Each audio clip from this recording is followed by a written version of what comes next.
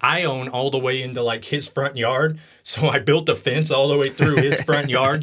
Not apologetic, dude. So I wanted to talk about bad dog owners. I live in the country, right? I live on a big piece of land, several acres, right? A lot of room for my dog to run, little Simon Bear here. And I have a neighbor, but he's like 100 yards from my front door. He is like breeding dogs over there, okay?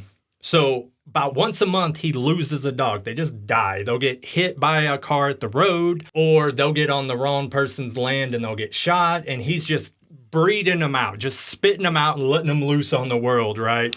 Like a plague. So what winds up happening is my dog will see him on my land, try to chase him off, and oftentimes wind up in the road pursuing that dog. So I'm always worried my dog will get hit. So that's caused tension between like me and him. Like it's past like dog on dog, Sheriffs have been out because of blowouts we've had. It's been absolutely crazy. He's just a piece of work. Because with him came the meth, right? He's just a big dope fiend. There's always dope fiends hanging out outside the property. Yeah, you can see the property and just knows like, they got some good meth there. That's what sucks when I have to give people directions. I have to be like, yeah, you know where the house is that has a whole pile of garbage? The size of a mountain out in front of it? Several of them. Yeah. One that's just garbage. I'm the next drive down. One that's like old couches and mattresses. And shit. Diapers. Yeah, see, people locally call it Poo Palace. And like everybody hates this guy because he doesn't care. So, I don't know. And it'll be like negative degrees out and like his dogs will be huddled underneath a broken down vehicle in his yard. I own all the way into like his front yard. So I built a fence all the way through his front yard. That place, that dude, that woman stinks so bad. I don't know if inside the house is any better for the dogs than outside the house. Probably not. Oh, and yeah, I've gotten into it. There's probably dead dog carcasses in the house. Oh, there is. And I've gotten into it with like the woman too. And it's like, you can tell a lot about a dude by the woman he decides to pick as his mate. So that leads me to today's hot topic. I think that people, and I know people are going to hate this, I think that people should have to have a license to own a dog. Because what that'll do is that'll stop after like his third dog got killed. They'd be like, we're not giving you another one, right. Idiot. You're not taking care of the ones you have. And see, since I live outside the state limits, there are no dog catchers. There are no anything. Sheriffs just tell me to shoot the dogs. And, if I have to protect my dogs, I will. But I hate that. I don't want to hurt a dog. But I think if we require licenses for pets, like real licenses, like driver's license, I can own 2 pets. I can own 4 pets. I think that would really solve it because if nothing else, when we get into it and the sheriff comes out, I'll be like, look, he's got 12 dogs. Does he have a license for 12 dogs? No, he's a dope fiend. You don't give dog licenses to dope fiends. And like that'll help with a lot of things because I know the only breed that people really try to license and regulate are pit bulls.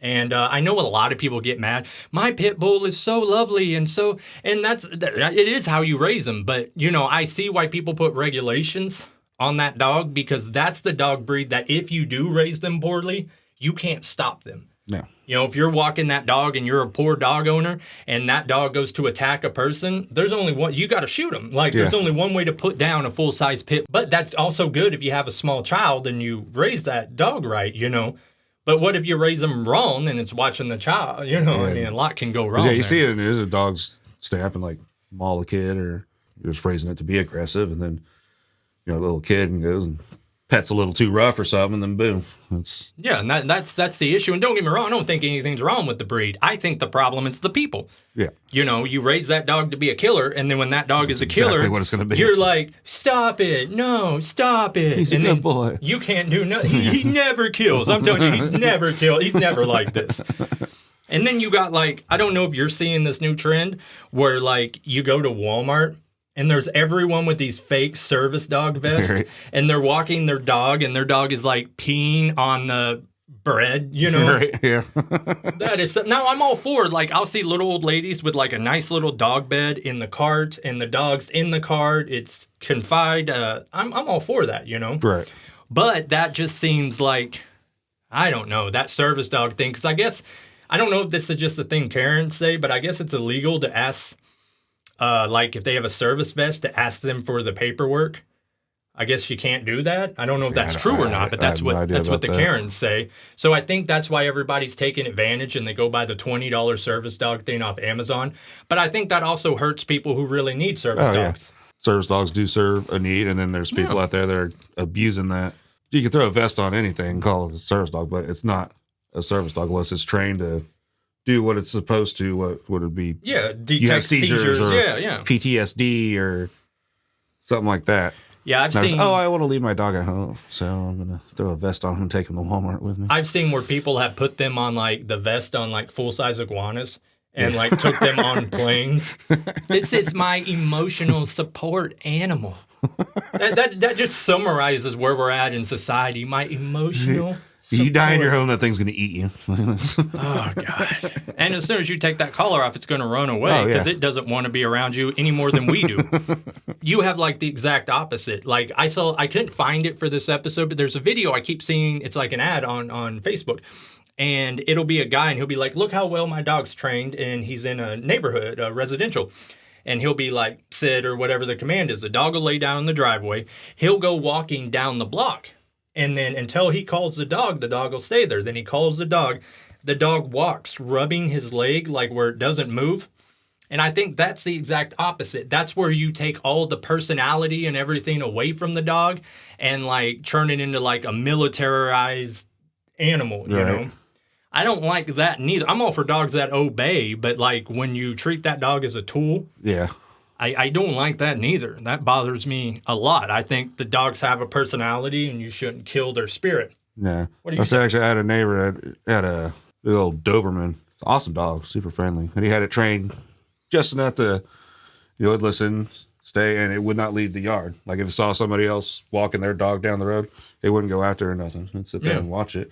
But it's still, I'd see him out there playing with it, playing fetch. Like the dog wasn't ruined, but you taught it enough to where, it's not going to go attack another animal or run off or that's all anything. Good.